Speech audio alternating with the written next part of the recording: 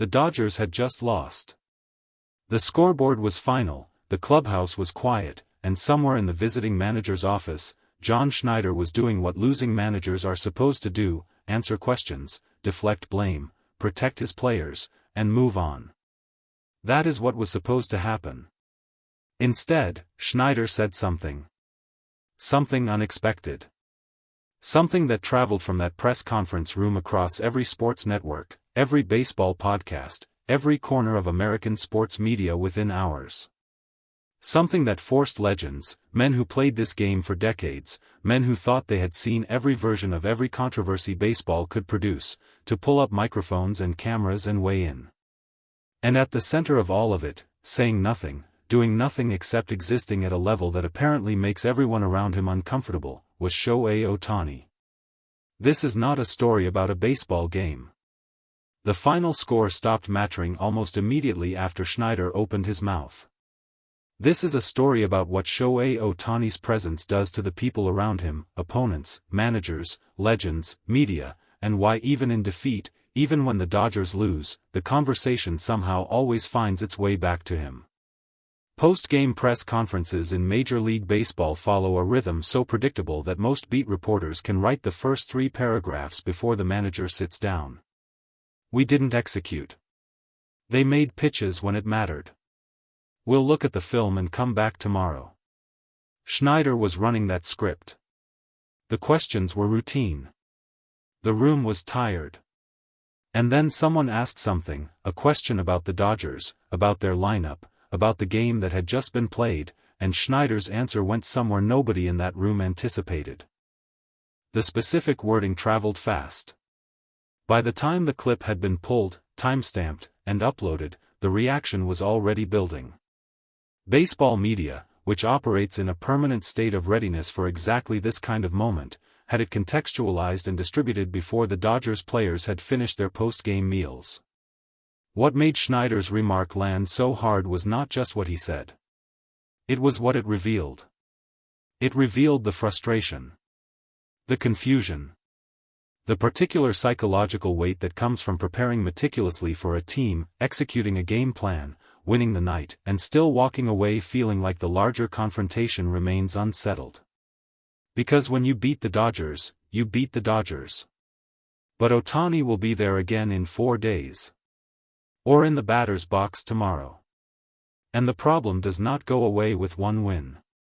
Schneider's unexpected remark, intentionally or not, gave voice to something that opposing managers have been navigating quietly all season. He just made the mistake, or perhaps the conscious decision, of saying it out loud. American sports media does not waste moments like this. Within the first hour, the clip had been dissected on every major baseball platform. The debate structure was immediate and clean. Was Schneider out of line? Was it a genuine observation? Was it competitive frustration dressed up as commentary? Or was it something more calculated, an attempt to plant a seed, shift a narrative, pull attention away from a loss by redirecting it toward the opponent? The takes came fast. They always do. But what was interesting, what separated this particular media cycle from the standard post-game controversy, was that the more serious analysts were not simply choosing a side. They were using Schneider's remark as a doorway into a question that baseball has been circling for years without ever fully walking through. What do you do about Shohei Ohtani? Not tactically. Not with a shift or a pitching matchup or a scouting report. The question being asked, the one Schneider's words accidentally surfaced, was larger and stranger than any in-game adjustment.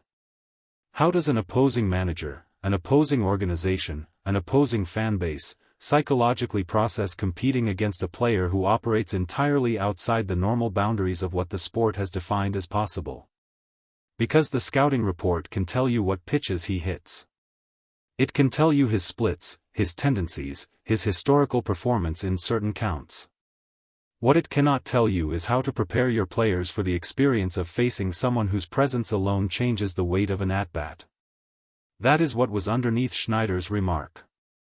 And American media, to its credit this time, recognized it. By the following morning, the story had reached a level of saturation that pulls former players out of their usual roles as analysts and forces them into something more personal. These are men who played this game for 15, 18, 20 years.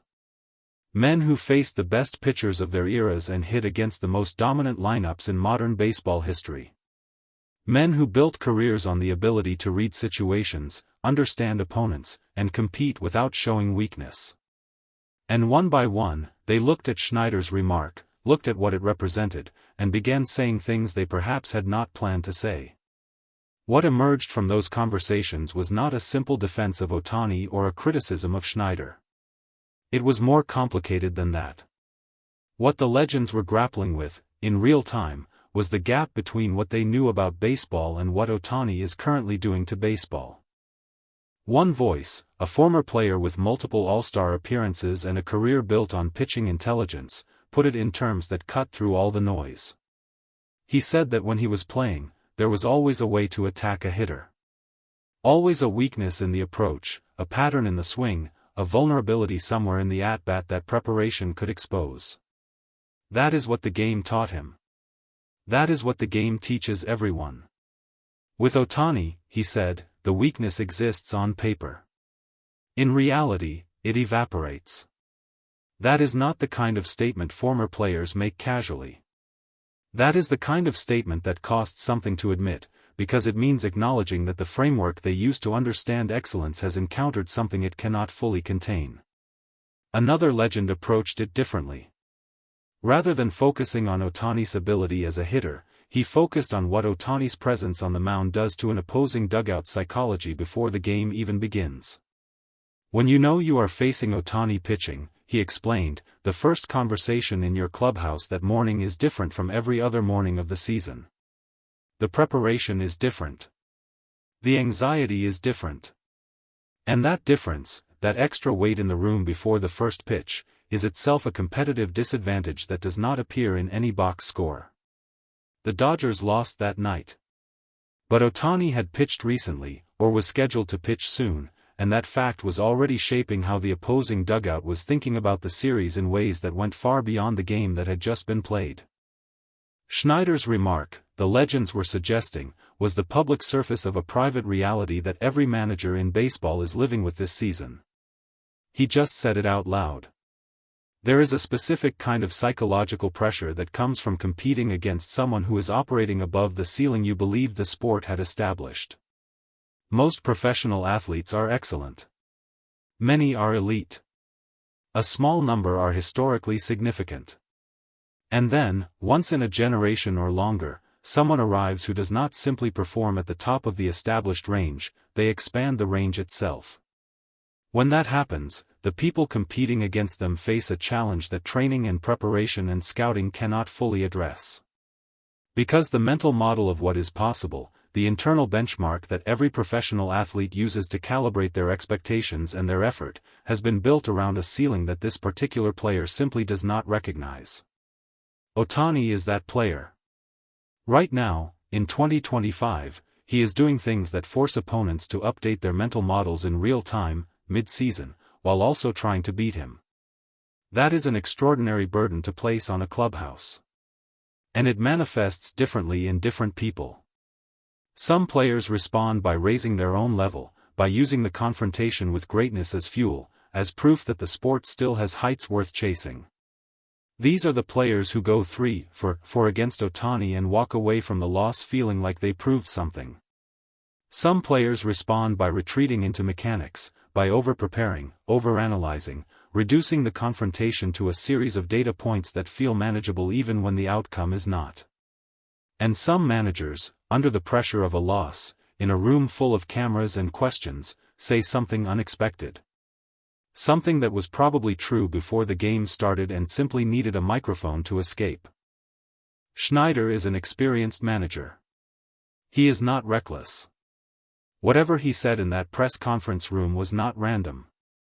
It came from somewhere, from the particular exhaustion of preparing for a team that contains a player who makes preparation feel insufficient, and then losing anyway.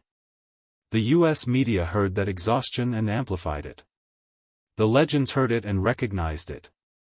And Ohtani, somewhere in the Dodgers clubhouse, was presumably already thinking about his next workout. Here is the pattern that has repeated itself throughout Ohtani's major league career, and it is worth naming directly because it tells us something important.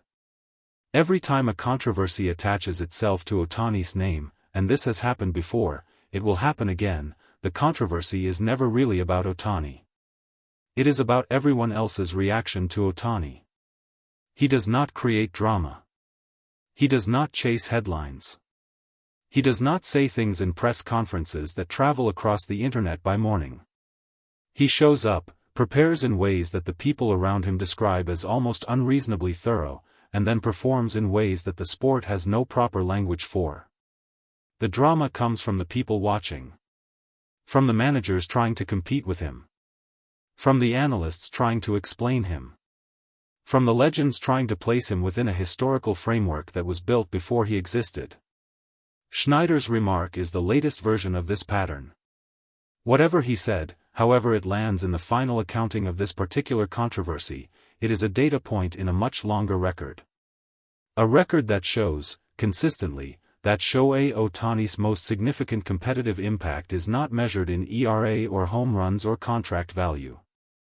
It is measured in what he makes other people say, and feel, and reveal about themselves. When the best managers in baseball make unexpected remarks after losses.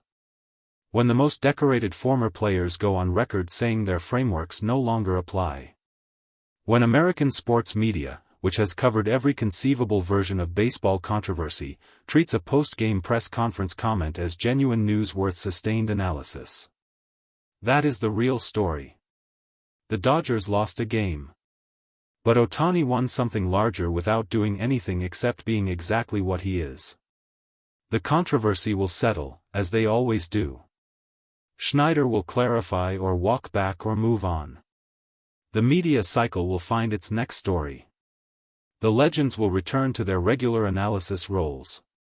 But the question Schneider's remark surfaced, the question about what it means to compete against someone who operates outside the sport's established boundaries, will not settle. It will continue, quietly, in every opposing clubhouse, every scouting meeting, every pre-game conversation where a manager tries to explain to his players how to approach an at-bat against the best player any of them have ever seen. And at the center of that conversation, unchanged and apparently unmoved by any of it, Shohei Ohtani will be preparing for his next game. Not responding. Not engaging. Not doing anything that the controversy requires him to do. Just preparing. Just performing. Just being the problem that opposing managers cannot solve and apparently, if Schneider's press conference is any evidence, cannot always stay quiet about. When the Dodgers lose, the story should be simple. A team had a bad night. They will recover. The season continues. But when Shohei Ohtani is on that roster, nothing stays simple. Because his presence is not just a baseball fact. It is a psychological event, for opponents, for media, for legends who built their understanding of this sport over decades and are now watching that understanding be quietly, methodically revised. Schneider said something unexpected. The media ran with it. The legends weighed in.